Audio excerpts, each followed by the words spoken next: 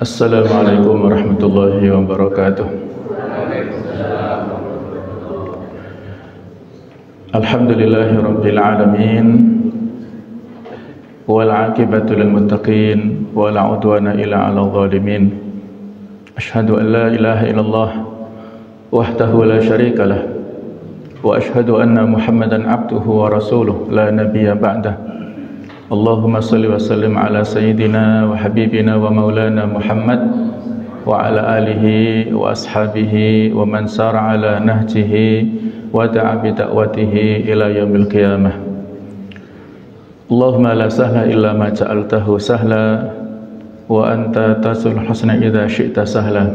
Allahumma anfa'na bima 'allamtana wa 'allimna ma yanfa'una wa zidna ilma. Amma ba'd. Para jamaah hadirin hadirat rahimakumullah, pada kesempatan ini mari bersama kita senantiasa meningkatkan ketakwaan dan juga kualitas keimanan kita kepada Allah Subhanahu wa taala dengan selalu mengkaji ayat-ayat ataupun hadis dan juga ilmu-ilmu keislaman yang mudah-mudahan itu bisa menambah rasa takut kita, khusyuk kita kepada Allah Subhanahu wa taala. Mudah-mudahan seluruh amaliyah kita, ibadah kita, baik itu ibadah sosial, ibadah ritual, semuanya diterima Allah taala. Amin ya rabbal alamin. Judul materi kita yaitu memperbanyak amal kebajikan di hari tua.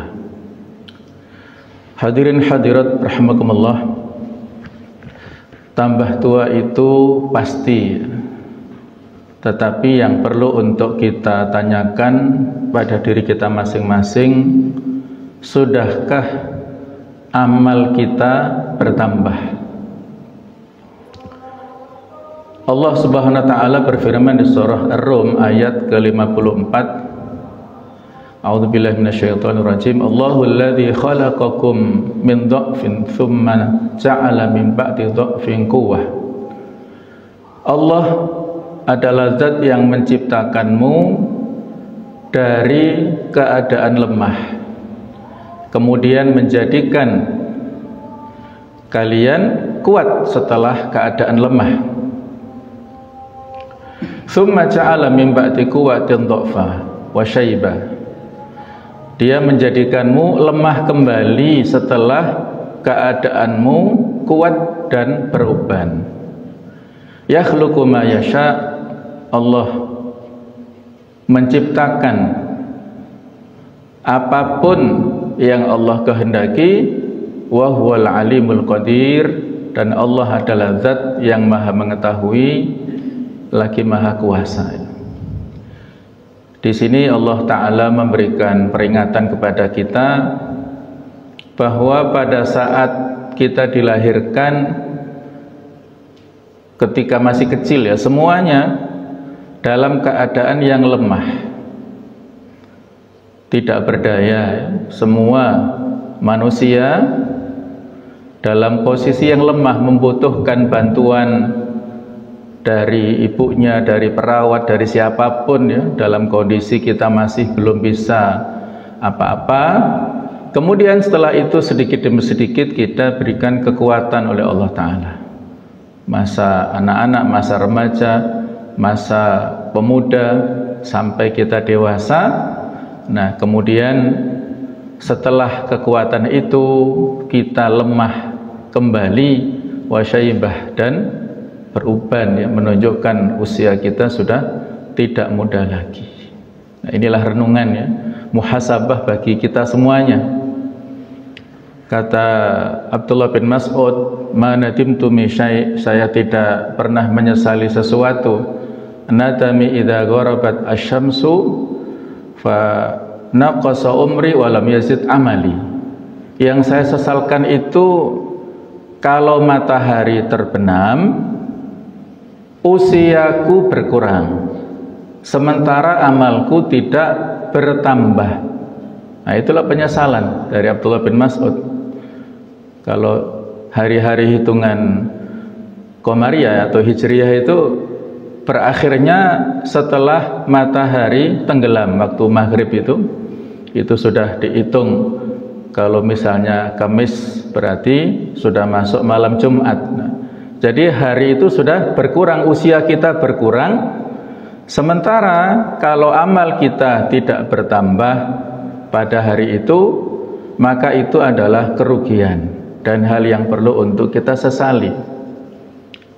Hasan al-Basri mengatakan, ya bena Adam, innama anta ayyam, idza dhahaba yaumun dhahaba ba'duk. Wahai anak manusia, sesungguhnya engkau itu tidak lebih dari bilangan hari-hari. Apabila satu hari sudah lewat, maka sebagian usiamu itu sudah lewat. Kita semakin menuju kepada finish atau kepada akhir. Inilah rute perjalanan hidup manusia sejak kita berada di alam roh, yang mana kita diingatkan di surah Al-A'raf 172, wa idh akhadha rabbuka min bani adama min dhuhurihim dzurriyyatahum wa asyhadahum ala anfusihim alastu bi rabbikum qalu bala syahidna an taqulu yaumal qiyamah inna kunna an hadza ghafilin. Jadi pada saat kita di alam roh ini, di rahim ibu kita masing-masing ini telah bersyahadat, bersaksi tentang rububiyatullah. Allah adalah Rabb kita, Allah adalah pencipta kita, pemberi rezeki, yang menghidupkan, dan seterusnya. Semua kita bersaksi saat itu, baik itu bayi atau roh yang ada pada jiwa masing-masing itu, Muslim ataupun dari keluarga yang non-Muslim, semuanya telah bersaksi tentang ketuhanan Allah Ta'ala, rububiyatullah. Kemudian pada saat kita di alam rahim juga begitu ya. Jadi semua sudah memiliki fitrahnya, keislamannya sendiri-sendiri. Semua makhluk itu berislam kepada Allah Ta'ala. Kemudian pada saat kita lahir di dunia ini, ya, lahir dalam keadaan yang semuanya dalam keadaan dha'af tadi, dalam keadaan lemah. Dan kita pada saat lahir terus ya, jatah usia yang diberikan oleh Allah Ta'ala kepada kita, kita nggak tahu. Ketika kita di alam rahim ini usia 4 bulan atau 120 hari, malaikat meniupkan ruh pada jasad manusia, dan saat itulah malaikat menentukan 4 perkara, baik itu ajalnya, rezekinya, kemudian juga amalnya, kemelaratan ataupun kebahagiaannya sudah ditentukan untuk masing-masing. Nah, kemudian pada saat kita dilahirkan itu hanya menjalankan apa yang sudah diberikan ketentuan oleh Allah Ta'ala kepada kita masing-masing. Kita tidak bisa memastikan kira-kira sampai berapa lama usia kita diberikan kesempatan Allah Ta'ala untuk hidup di dunia ini. Maka semakin kita, kalau secara kuantitas seolah-olah bertambah, tapi sebenarnya secara hakikat usia kita semakin berkurang dan mendekati kepada finishnya ini. Nah, kemudian setelah itu ajal kita datang, nggak tahu usia berapa ya, maka saat itulah kita beralih dari alam dunia menuju ke alam barzakh, alam pemisah. Barzakh itu artinya pemisah antara alam dunia dan alam akhirat. Walaupun posisinya di bawah tanah bumi, tetapi itu adalah kehidupan, atau bisa dikatakan awal kehidupan dari alam akhirat, merupakan masa transit untuk beralih sana di alam akhirat. Dan alam barzakh ini merupakan waktu yang lama sekali. Kita di dunia hanya umur 1 atau mungkin 60, 70, 80 tahunan saja. Waktu yang sangat singkat, sehingga diibaratkan seperti musafir yang dalam perjalanan. Sedangkan pada saat kita di alam barzakh inilah waktu yang lama. Para ulama yang sudah mendahului kita, ini sekedar contoh, Al-Imam Syafi'i rahimahullah, beliau ini dilahirkan tahun 150 Hijriah, wafat tahun 204 Hijriah. Jadi usianya sekitar 54 tahun. Kalau kita hitung, sekarang sudah 1447 ya. Artinya beliau sejak dimakamkan sampai saat ini sudah berada di alam barzakh sekitar 1200-an tahun lamanya. Nah, itu baru satu, dan yang lain ya tentunya banyak sekali. Artinya kalau dibandingkan dengan usia yang sebentar ya pada saat hidup di dunia ini ya sangat-sangat jauh, apalagi kalau dibandingkan dengan akhirat nanti. Wa inna yawman 'inda rabbika ka alfi sanatin mimma ta'udun, sesungguhnya bilangan satu hari di akhirat di sisi Allah itu seperti 1000 tahun pada saat hari di dunia. Sehingga kalau misalnya kita diberikan usia 60-an tahun dalam hitungan dunia ini, maka seolah-olah di akhirat kita hanya diberi jatah waktu 1,5 jam saja. Jauh sekali ya. 60 tahun seperti di dunia ini, itu hanya perhitungan akhirat 1,5 jam saja.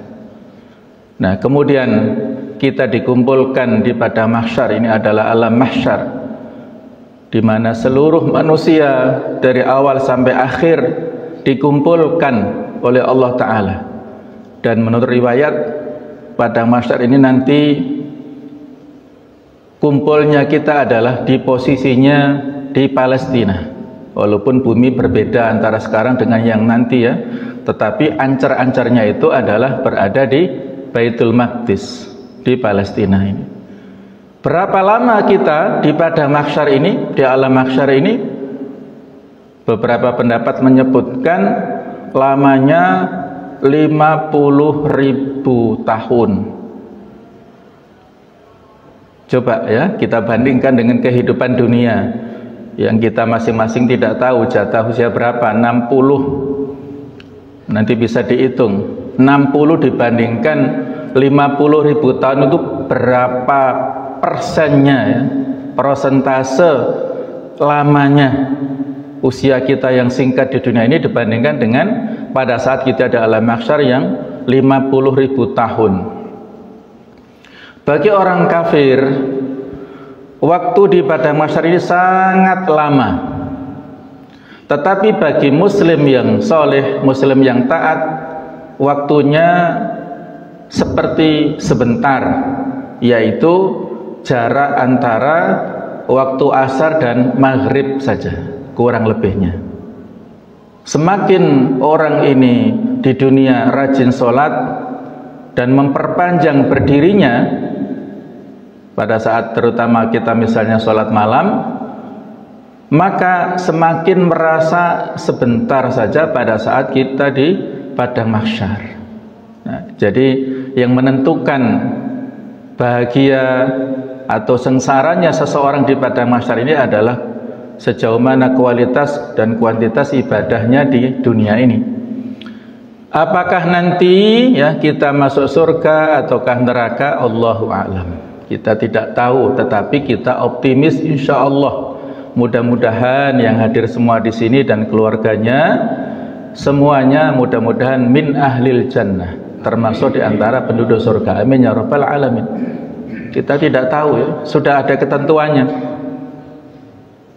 Kita tidak bisa memastikan, tapi kita berhusnudzon, berbaik sangka kepada Allah Ta'ala. Kita sudah diberikan rambu-rambu oleh Allah Ta'ala dan kita ikuti, serta ada isyarat-isyarat yang memberikan petunjuk kepada kita, sepertinya kita dimudahkan jalan kita untuk menempuh surga, maka kita jaga dengan istiqomah. Nah, seperti inilah ya rute perjalanan hidup manusia.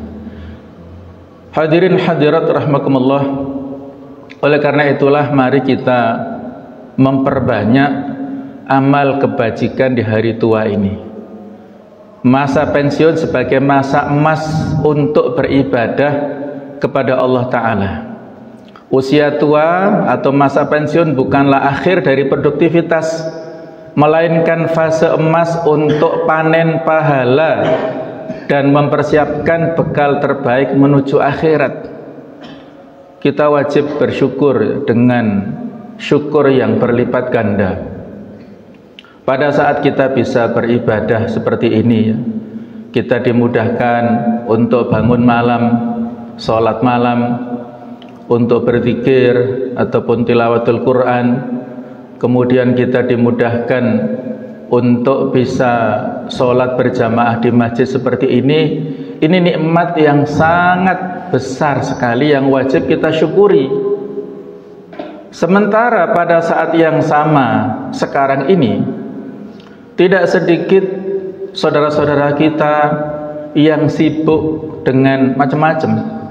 Ada yang sibuk dengan dunianya, mungkin pergi ke pasar atau mungkin pergi ke tempat kerja ya. Dia kerjanya di luar kota ya, barangkali panjenengan sudah punya pengalaman masa produktif kerja dulu ya, tinggal di Malang, kerjanya di Surabaya, kerjanya di Madura, kerjanya di luar kota sana. Ada ibu-ibu pegawai Pemprov dulu kerja di Surabaya, tinggalnya di Madiun. Masya Allah, bisa kita bayangkan PP dari Madiun dari Tulungagung, ya, jadi mohon maaf, tinggalnya di Tulungagung, lebih jauh lagi, bukan Madiun, jadi Tulungagung ke Surabaya naik kereta api. Nah ini kan ya, mereka harus sudah berangkat OTW pada jam-jam seperti ini. Ada yang sibuk, yang lain-lain, ada yang masih tidur juga, yang tidak bisa bangun karena mungkin aktivitasnya sudah sangat kelelahan, nah macam-macam. Nah kita bisa hadir di majelis seperti ini wajib kita syukuri. Ini sebuah nikmat yang besar sekali, yang barangkali ya itu tadi, kalau kita tidak bersyukur maka bisa jadi nikmat ini disambut oleh Allah Ta'ala. Maka kalau kita ibaratkan seperti etape perjalanan yang sudah kita gambarkan pada slide sebelumnya, dalam potongan hadis di riwayat Bukhari disebutkan oleh Rasulullah, wa innamal a'mal bil khawatim, dan sesungguhnya setiap amalan tergantung pada akhirnya. Jadi setiap amal apapun yang kita lakukan yang menjadi standar itu adalah akhir hayat kita. Yang menentukan masa depan apakah surga neraka itu adalah penghujung amal-amal kita. Maka kita diingatkan dalam beberapa hadis, ada orang yang sangat soleh, seolah-olah jarak antara dia dengan surga itu ya hanya satu hasta saja sangat dekatnya ya, karena kesolihannya. Fayasbiqu alaihil kitab, tetapi takdir Allah telah mendahuluinya. Maka dia pada akhirnya melakukan amal-amal perbuatan dari penduduk neraka, amal-amal maksiat, sehingga pada akhir hayatnya dia su'ul khotimah. Itu harus kita waspadai. Itu kasuistik ya, tidak secara umum, tapi kasuistik yang harus kita waspadai. Ada muadzin, mohon maaf ya, ini sekedar untuk refleksi ya, muhasabah. Ada muadzin yang memanggil orang sholat setiap waktu pada zaman itu.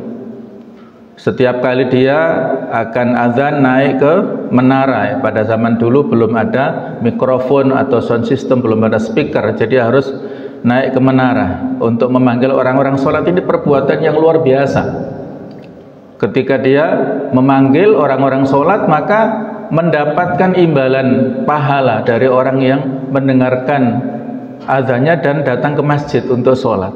Ini luar biasa. Tapi qadarallahu ma syaa fa'ala, satu saat dia naik ke menara dan melihat ada penduduk yang baru pindah. Di samping masjid seorang wanita cantik luar biasa, sehingga timbul rasa tertarik dalam dirinya. Dia merasa mengagumi dengan kecantikan wanita ini, maka dia selesai aktivitasnya, waktu senggang langsung dia mampir ke rumah ini dan menemui wanita ini dan mengatakan secara, mungkin ada muqaddimah atau yang lain, tapi intinya dia tertarik dengan wanita ini dan ingin menjadi suaminya. Intinya seperti itu. Maka wanita ini mengatakan, tidak bisa, Anda Muslim, saya Nasrani. Tidak bisa.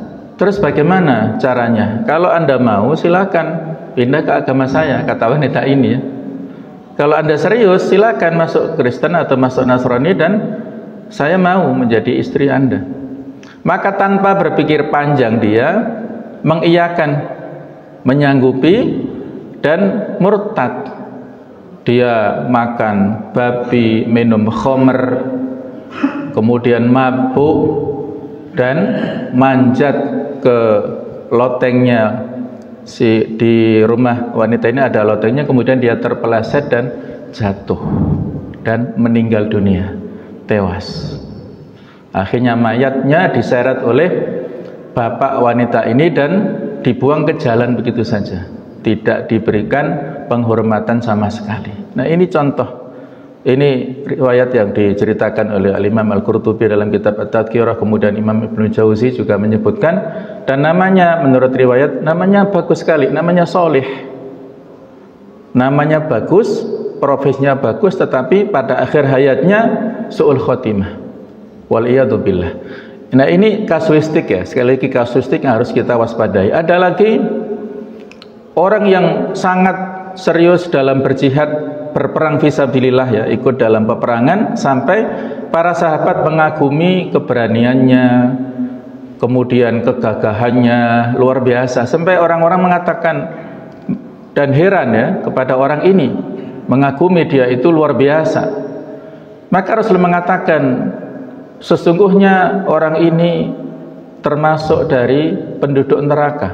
Orang-orang kan heran, dia berjihad, bersungguh-sungguh berjuang di jalan Allah Ta'ala dengan luar biasa, tetapi beliau dengan wahyu dari Allah mengatakan orang ini nanti termasuk penduduk neraka. Maka di sela-sela peperangan itu ada salah seorang sahabat yang penasaran, menguntit ya, mengikuti apa sih yang dilakukan oleh laki-laki ini. Ternyata di sela-sela peperangan itu laki-laki yang gagah perkasa ini menjauh dari medan perang, dan ketika dalam posisi sendirian dia duduk dan mengeluarkan pedangnya, kemudian dia bunuh diri dengan pedangnya itu dan meninggal dunia. Jadi rupanya dia tidak sabar dengan luka-luka yang ada di fisiknya ya, dia merasa kesakitan dan untuk mengakhiri sakitnya itu dia bunuh diri. Maka sahabat ini yang menyaksikan langsung membenarkan apa yang diberitakan oleh Rasulullah SAW. Nah, seperti itulah jamaah sekalian ya, yang perlu untuk kita waspadai ya. Ada rute perjalanan dalam hidup kita ini, kan kita nggak tahu finishnya sampai berapa lama. Kita sudah berada di rel yang insya Allah kita yakini bagus ya. Kita sudah berada di masjid, kita berada di majelis ilmu, kita sudah rutin melaksanakan amal-amal yang baik. Insya Allah ini rute yang mengantarkan kita ke surga. Jaga semangat kita ini, jangan sampai menyimpang ya, jangan sampai melenceng tadi relnya, menjadi kecelakaan tadi. Walaupun ada kebalikan kasus-kasus yang kita ceritakan ya, barangkali sudah dikaji di dalam hadis Riyadhus Shalihin, di dalam bab taubat itu ada orang yang membunuh 99 nyawa, kemudian dia minta fatwa kepada seorang rahib, apakah ada peluang taubat? Katanya nggak ada, dibunuh lagi sampai total 100 nyawa. Kemudian dia melanjutkan perjalanan dan menemukan seorang mufti atau seorang ulama yang ketika ditanya apakah ada pintu taubat bagi saya, iya, kamu harus berangkat ke satu desa, nanti kamu akan temukan begini begitu. Maka dia melakukan perjalanan ya untuk menempuh menjangkau desa itu, bertaubat, tapi di tengah jalan meninggal dunia. Nah, sehingga malaikat rahmat dan malaikat azab berbeda pendapat, masing-masing rebutan orang ini layak masuk surga atau masuk neraka. Yang malaikat azab mengatakan dia layak masuk neraka, sudah melakukan dosa-dosa besar, 100 nyawa sudah dibunuh sama orang ini. Kemudian malaikat rahmat mengatakan enggak, dia layak masuk surga karena dia telah memiliki niat untuk bertaubat. Nah, maka akhirnya Allah Ta'ala memberikan ilham kepada, maksudnya wahyu kepada malaikat ya, untuk diukur jaraknya, apakah lebih dekat orang ini dengan tujuannya ataukah dari tempat asalnya. Maka Allah Ta'ala memberikan wahyu kepada bumi untuk lebih mendekatkan orang ini dengan tujuannya. Maka malaikat rahmat yang menang, dan akhirnya orang ini dimasukkan ke surga biiznillah, birahmatillah, dengan izin dan rahmat Allah Ta'ala. Nah, itu contoh. Ada kasus-kasus tertentu yang sepertinya tidak baik-baik saja, tapi Allah Ta'ala memberikan takdir kepada dia kebaikan. Pada akhir hayatnya itulah yang menentukan. Maka di sini pentingnya wa innamal amal bil khawatim. Sesungguhnya seluruh amal kita tergantung akhir hayat kita. Sehingga apa?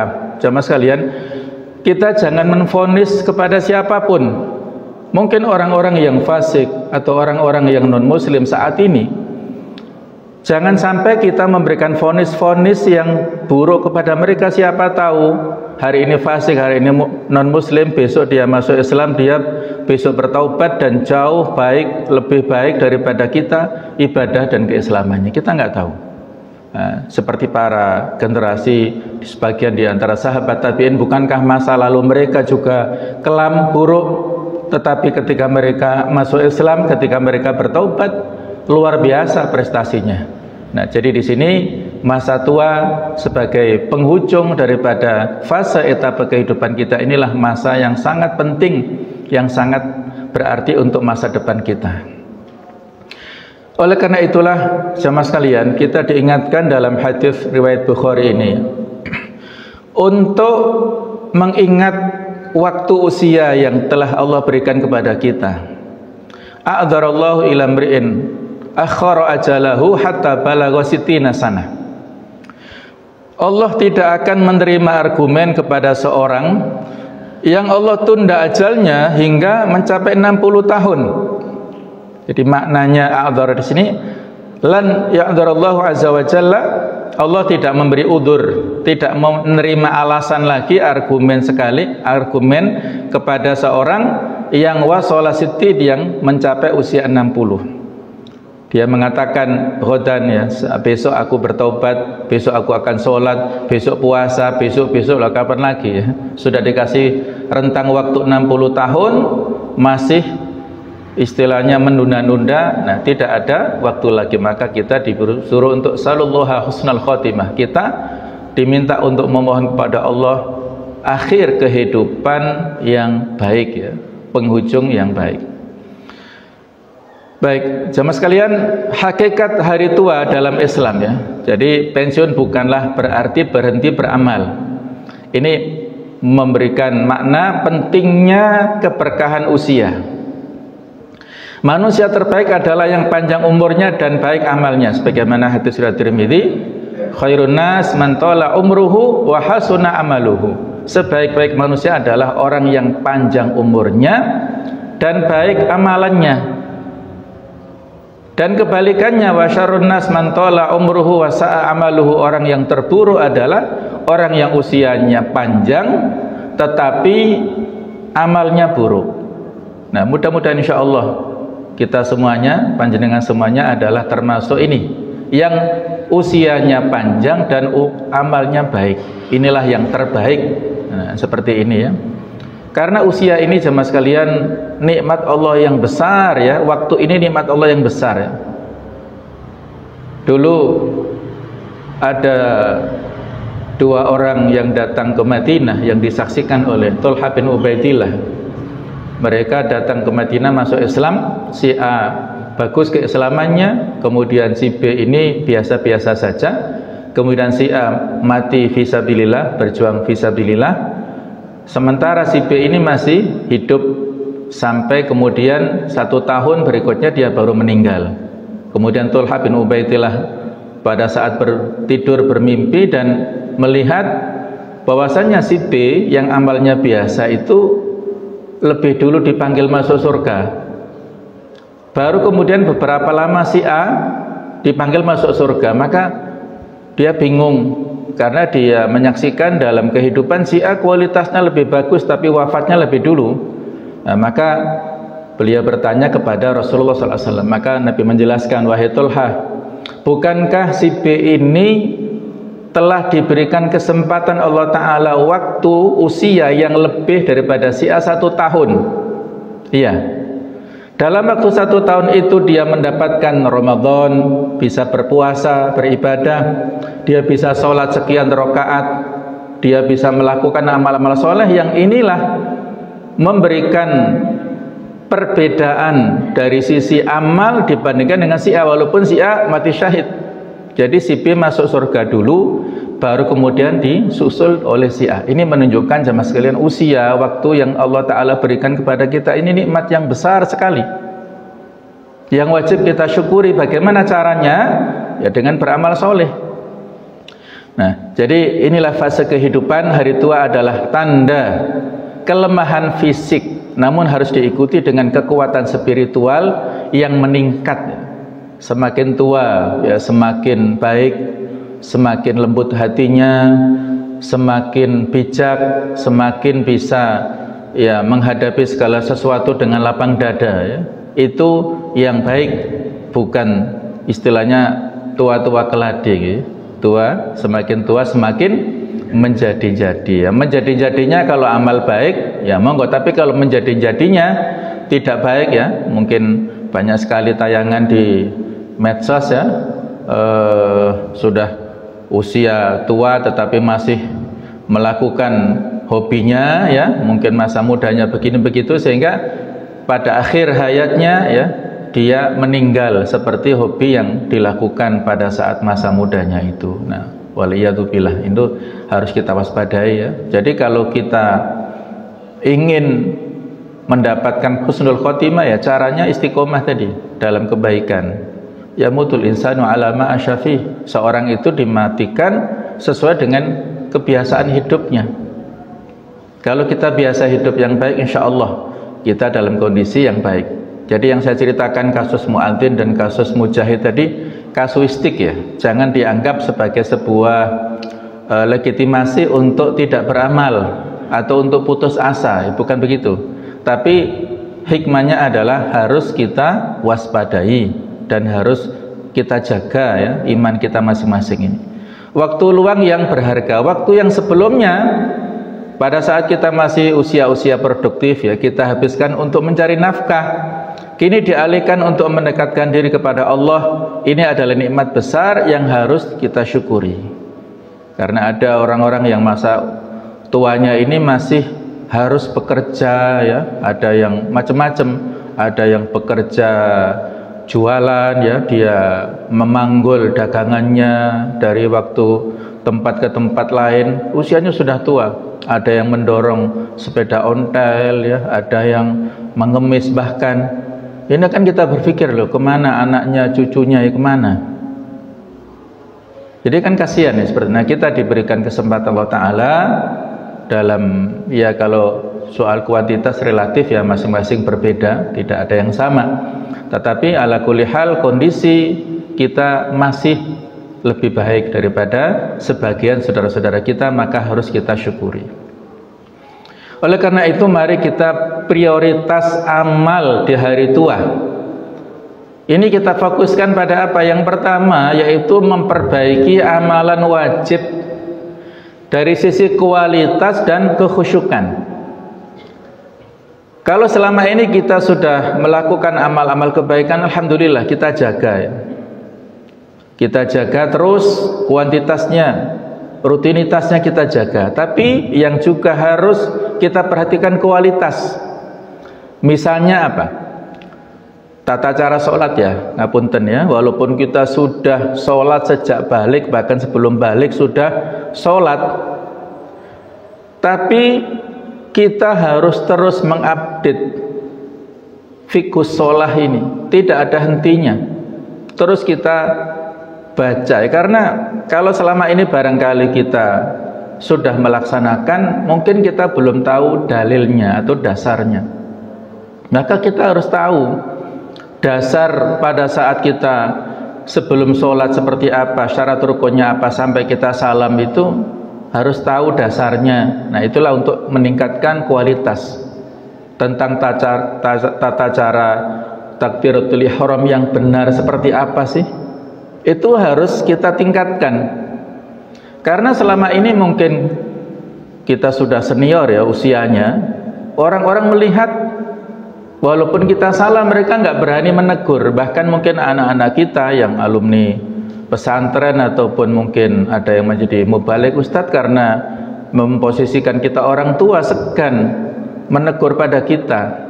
Nah, maka kita harus sadar diri, harus meningkatkan, membaca lagi, melihat. Sekarang banyak konten YouTube, tata cara takbirnya bagaimana, tata cara sujudnya bagaimana. Nah, ini semuanya harus kita tingkatkan kualitas dan juga kekhusyukan ya, supaya sholat ini lebih berkualitas dan diterima Allah Ta'ala. Ini hanya satu contoh ya, belum yang lainnya.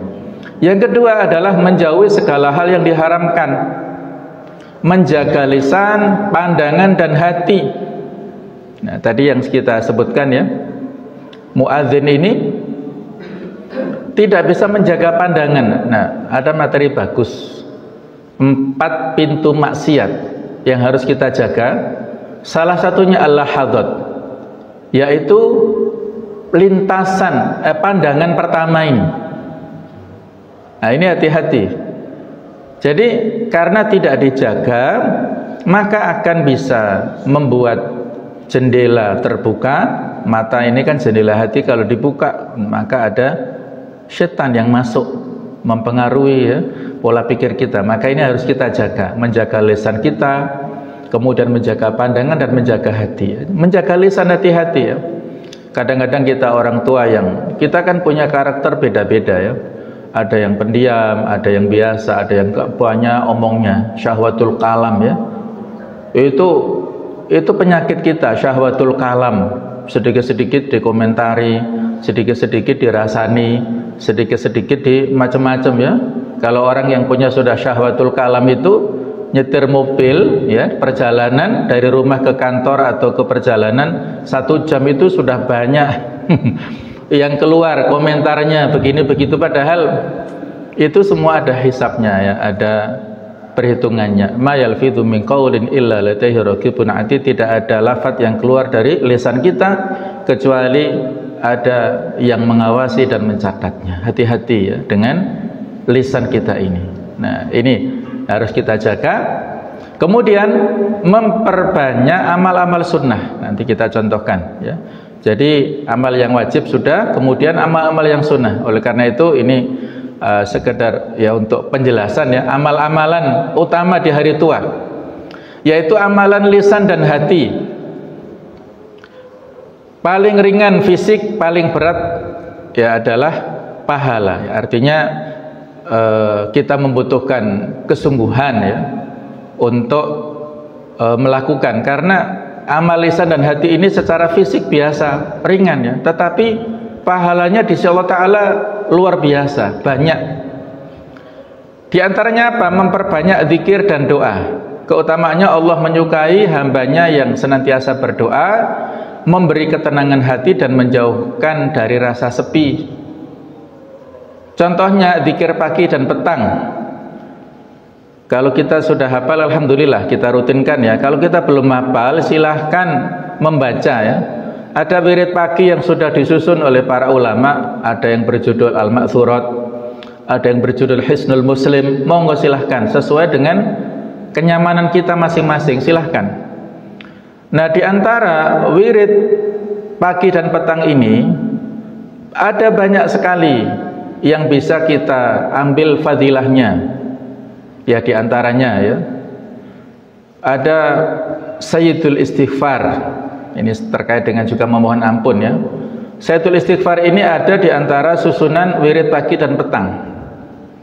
Dalam hadis riwayat Bukhari disebutkan, barang siapa yang membaca pada awal siang Sayyidul Istighfar dengan penuh keyakinan, maka kalau pada siang itu sampai sore dia meninggal dunia, maka dijamin surga untuknya.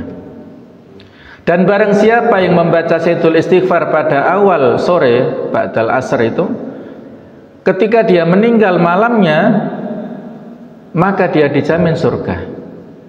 Nah, kita kan bicara tentang husnul khotimah tadi ya.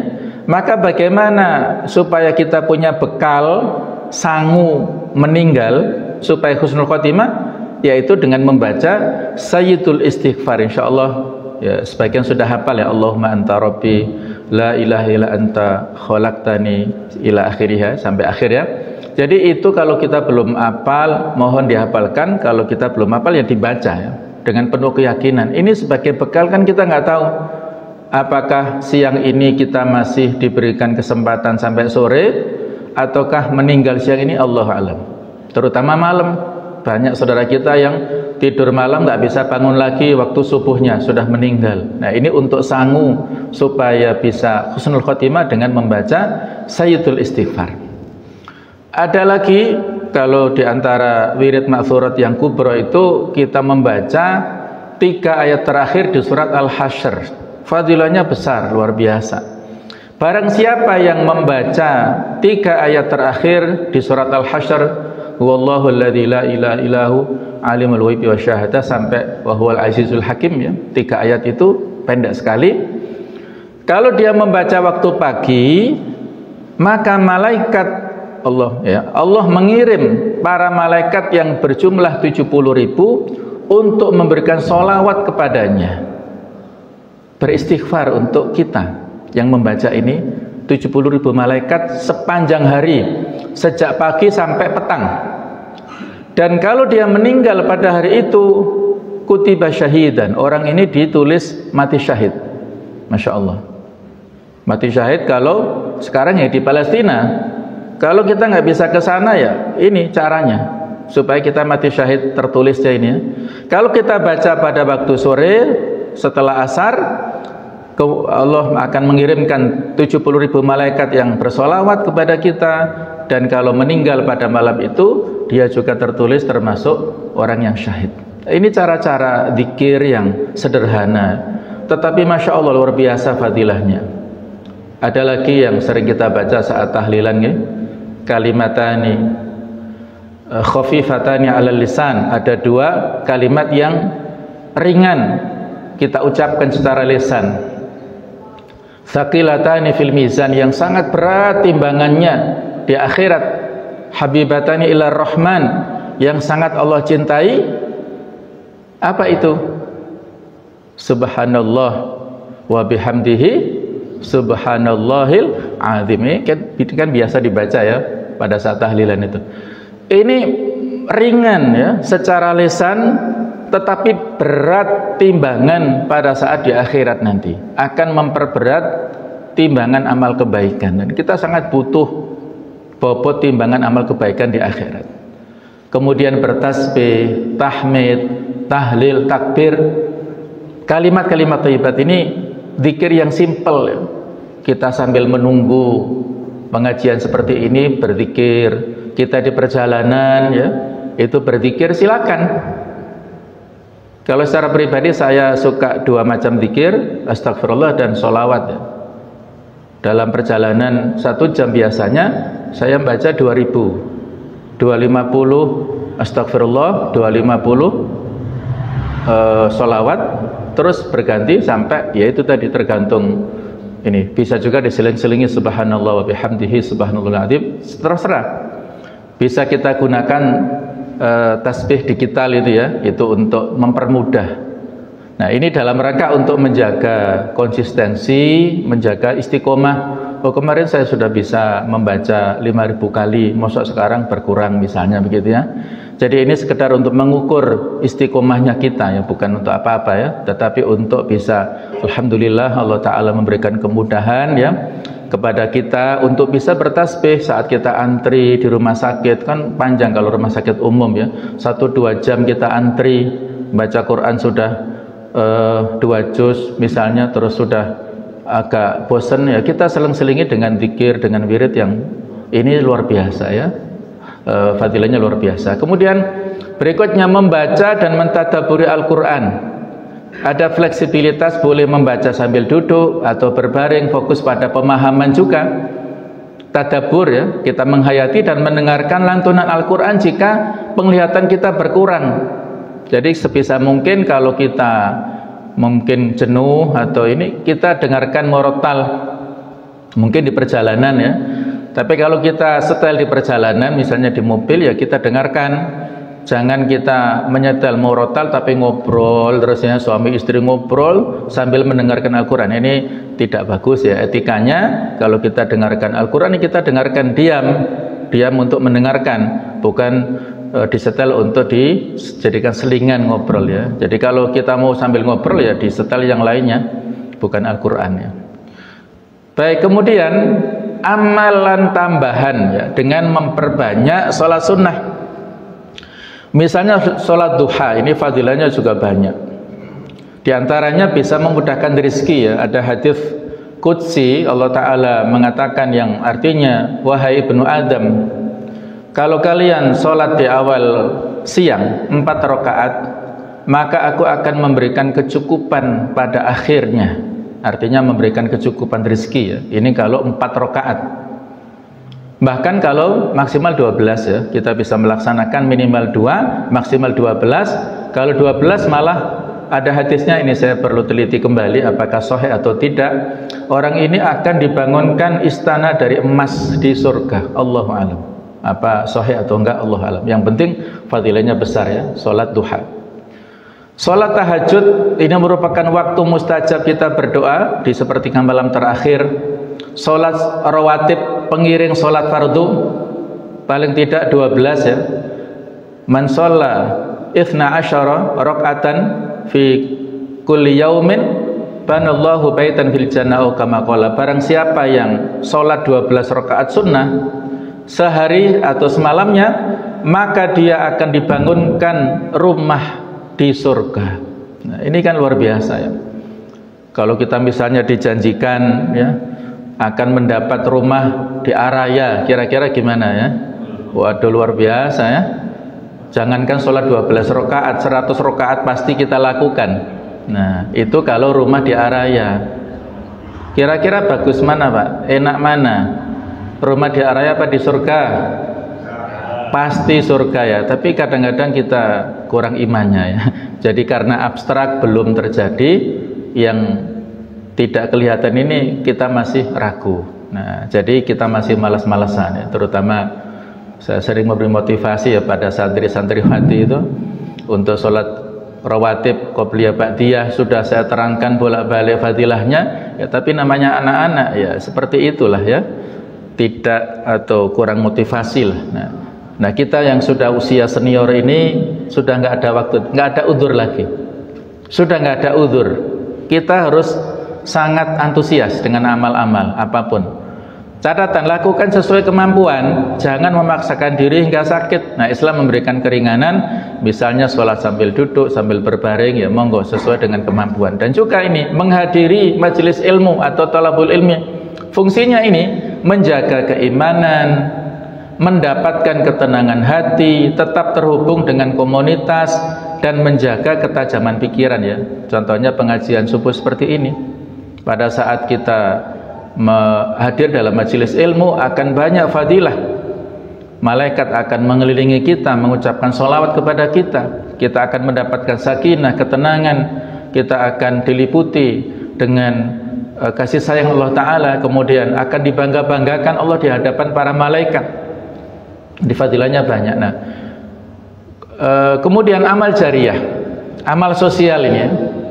Jadi amalan sosial, sedekah dan infak ini tidak harus banyak. Yang utama adalah keikhlasan dan istiqomah, terutama sedekah pagi. Bagi panjenengan yang diberikan kesempatan sholat jamaah seperti ini, monggo bawa uang dari rumah masing-masing sesuai dengan kemampuan untuk dimasukkan ke kotak infak masjid setiap kita sholat jamaah subuh misalnya. Bagi yang tidak sempat, misalnya sebagian ibu-ibu ya yang masih kan beda pendapat ya kalau soal jamaah ibu-ibu ini, kalau misalnya dia milih di rumah monggo, tapi solusinya di rumah punya umplung. Istri saya buat umplung di rumah itu. Jadi umplungnya ini setiap azan subuh dimasukkan, seberapapun kelonggaran ya dimasukkan di situ. Nanti 2 pekan ya dia bawa ke teman-temannya di pengajiannya, kemudian ditambahkan dan akhirnya ditransfer ke Palestina. Nah seperti itu bisa menjadi solusi ya. Transfernya bisa 2 pekanan, tetapi nabungnya setiap pagi. Setiap kita sudah menabung azan subuh itu sudah tertulis ya. Di dalam hadis disebutkan setiap pagi ada 2 malaikat, yang satu berdoa kebaikan, Allahumma ati munfiqan khalafan, ya Allah berikanlah ganti orang yang berinfak. Yang satu malaikat berdoa keburukan, Allahumma ati mumni'an halakan, ya Allah berikanlah kerusakan, kebinasaan orang yang tidak mau berinfak pada pagi ini. Nah kita mau milih yang mana? Apakah doa baik atau doa buruk? Ya pasti kita milih yang baik ya. Jadi ini investasi akhirat melalui sedekah jariah, apakah pembangunan masjid, beasiswa, wakaf dan lain-lain, ini monggo sesuai dengan peluang kita ya. Kemudian menyambung silaturahim, keutamaan bisa melapangkan rezeki dan memanjangkan umur. Jadi ini kondisional ya. Biasanya kalau kita silaturahim pada bulan Syawal ya, Idul Fitri, nah sebenarnya di luar itu juga monggo silahkan. Kita mengaplikasikannya, menjenguk kerabat yang sakit, menjaga hubungan baik dengan anak, cucu, tetangga dan komunitas masjid. Nah, seperti ini juga bisa kita niatkan silaturahim sambil kita niat thalabul ilmi, niat silaturahim dan lain-lain. Juga menjadi teladan dan penasihat, berbagi pengalaman hidup dan hikmah kepada anak cucu, menasihati mereka agar menjadi keturunan yang soleh dan solehah. Ini juga baik. Nah jadi kurang lebih seperti ini ya, kalau peluang luar biasa ya kita dalam beramal. Banyak sekali kesempatan setiap harinya, mulai kita bangun untuk sholat tahajud, kemudian kita sambil menunggu waktu subuh, saat waktu sahur itu amal yang paling utama adalah istighfar, wal mustaghfirina bil ashar. Kemudian kita berzikir pagi, ini utamanya ba'da subuh ya, sholat subuhnya sudah pasti ya, nggak mungkin kita tinggalkan ini yang sunnah-sunnah. Jadi kita zikir pagi ini setelah subuh sampai waktu duha kalau kita nggak sempat, kalau maksimal menjelang duhur itu. Tapi yang utama adalah zikir pagi habis subuh. Kemudian kita juga bisa isi tilawatul Quran, kemudian kita juga bisa menghafal Quran sekuatnya atau semampunya. Nah kemudian kalau kita isi sekarang dengan majelis ilmu, nah ini sholat syuruk. Sholat syuruk ini fadilahnya, kalau kita sholat jamaah di masjid subuh dan kita zikir ya, termasuk ilmu adalah majelis ilmu adalah majelis zikir, maka kita sholat 2 rakaat, orang ini akan mendapatkan pahala haji dan umroh secara sempurna dan sempurna. Nah ini setiap pagi bisa kita lakukan sholat syuruk. Kemudian infak sedekah, sholat duha, sholat berjamaah, sholat rawatib, mencari ilmu, memberi buka puasa. Kalau kita ada peluang ya, walaupun bukan Ramadan, tapi ada beberapa tempat masjid yang menyediakan takjil setiap Senin Kemis atau puasa-puasa sunnah, monggo kita berpartisipasi dan kita beriktikaf. Termasuk panjenengan duduk sambil mendengarkan pengajian itu juga bisa diniatkan iktikaf. Iktikaf di masjid ini tidak ada batasan waktunya, yang penting ada niatnya dan berdiam diri di masjid. Nah pesan utamanya hari tua adalah kesempatan terakhir untuk mengumpulkan bekal. Jangan sia-siakan waktu luang yang diberikan Allah Subhanahu wa taala. Maka fokus pada kualitas ibadah, khusyuk, ikhlas daripada kuantitas, terutama dalam ibadah yang wajib tadi. Jadikan diri sebagai orang yang bermanfaat bagi lingkungan sosial, sehingga amal tidak terputus setelah meninggal, karena sedekah jariah, ilmu bermanfaat dan juga anak yang soleh ya. Khairun nas anfa'uhum linnas, sebaik-baik manusia adalah yang paling memberi manfaat kepada orang lain. Bisa manfaat dengan ilmunya, dengan hartanya, dengan waktunya, tenaganya. Pokoknya ada potensi dalam diri kita, maka kita manfaatkan untuk orang lain.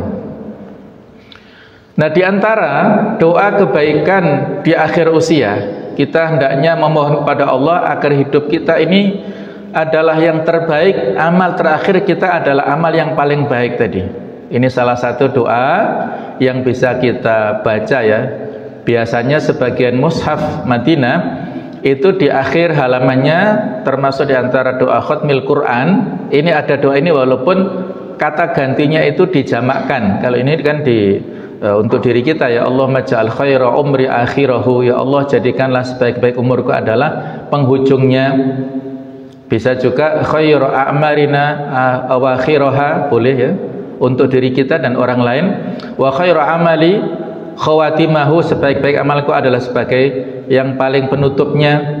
Waj'al khairu ayyami yauma alqaka, dan jadikanlah sebaik-baik hariku adalah hari di mana aku berjumpa denganmu kelak di akhirat. Itu hari yang terbaik. Nah, bisa kita baca doa seperti ini. Bisa juga kita baca doa yang insya Allah sudah sama-sama kita hafal, ya Allahumma inni as'aluka husna, ini keliru harokatnya, husnal khatimah, ya Allah aku mohon kepadamu akhir kehidupan yang baik.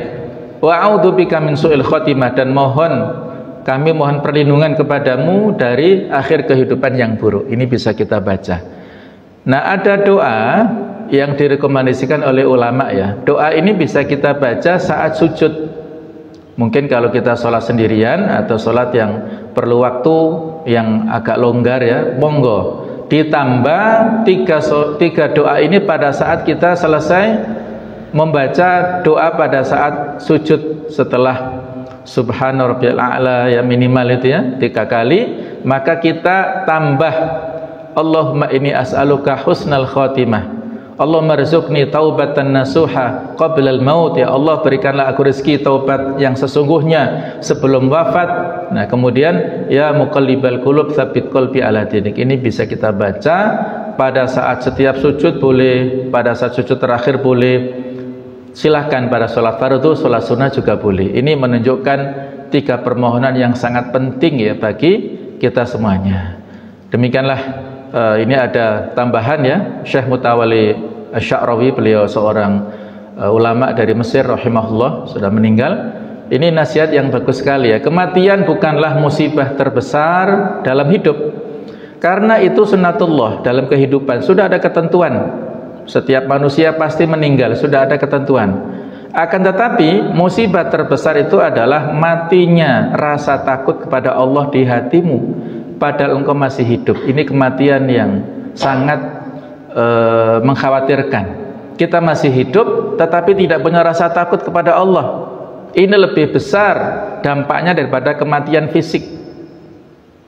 Jadi mumpung kita masih diberikan kesempatan ya, kita masih sehat, masih bisa beraktivitas, monggo kita gunakan untuk amal-amal kebaikan supaya hati kita tidak mati. Nah, jadi dulu pernah Syekh Ali Jabir ya menceritakan pada saat beliau dalam satu ceramahnya punya kawan yang kecelakaan kemudian lumpuh, namanya Abdullah. Abdullah ini saya tanyakan kepada adiknya Syekh Ali Jabir saat ketemu di Malang ini, ternyata sudah meninggal sekarang. Dulu ketika masih hidup itu lumpuh, dan pada saat tertentu dikasih pertanyaan, wahai Abdullah, kalau kamu diberikan kesempatan bergerak, apa obsesimu? Maka dia mengatakan, saya ingin 3 hal saja ya.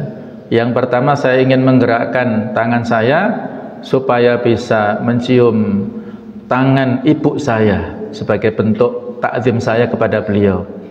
Kemudian juga saya ingin membolak-balikkan mushaf Al-Quran. Masya Allah. Padahal beliau sudah hafal Quran ya, sudah di luar kepala. Tapi beliau ingin menikmati membolak-balikkan lembaran mushaf Al-Quran dengan tangannya. Dan dia juga ingin sujud karena nggak bisa sujud karena lumpuh. Nah, inilah kondisi Abdullah. Dan beberapa waktu berikutnya ada seorang wanita di Madinah yang cantik luar biasa, tetapi mau dijadikan istrinya Abdullah ini. Dia berkorban untuk menjadi istrinya Abdullah. Ditanya orang-orang, kamu kan cantik begini begitu, masa depanmu masih panjang begini, kok mau-maunya menjadi istri Abdullah yang lumpuh? Kata dia, saya ingin berkhidmat kepadanya, melayaninya, dan saya ingin masuk surga disebabkan oleh Abdullah. Artinya dia ingin melayani, dan kalau Abdullah ridho, dia sebagai suami saya nanti, maka Allah pun akan memasukkan saya ke surga. Itulah wanita, istri ini surganya nunut suami, ya. Artinya kalau suaminya ridho, maka potensi besar untuk masuk surga luar biasa. Ayyu mamra'atin salat khamsaha wa sauma Ramadan, ya, kemudian dia wa hafizat farjaha wa ata'at zaujaha, siapapun wanita solihah, istri yang dia sholat 5 waktu, puasa Ramadan, kemudian menjaga kehormatannya, taat pada suaminya, nanti di akhirat akan ada penyeru, masuklah ke surga dari pintu-pintu 8 yang kamu sukai, silakan masuk sebelah mana. Kalau dia punya 4 sifat ini, ya, dia sholat 5 waktu, dia puasa Ramadan, menjaga kehormatannya, dan mentaati suaminya, maka Allah ridha dan memasukkan dia ke surga Allah Subhanahu wa ta'ala. Demikianlah jemaah sekalian nasihat untuk diri saya pribadi dan untuk kita semuanya. Mudah-mudahan Allah ta'ala menjaga iman kita semuanya, istiqomah dalam kebaikan, dan mudah-mudahan kita selalu semangat di dalam kehidupan kita sehari-hari menjemput husnul khotimah, dan mudah-mudahan kita mendapatkan nikmat kubur, dan mudah-mudahan kita dimasukkan ke surganya Allah Subhanahu wa ta'ala. Barakallahu fikum. Subhanakallahumma wa bihamdik, asyhadu an la ilaha illa anta astaghfiruka wa atubu ilaik. Wassalamualaikum warahmatullahi wabarakatuh.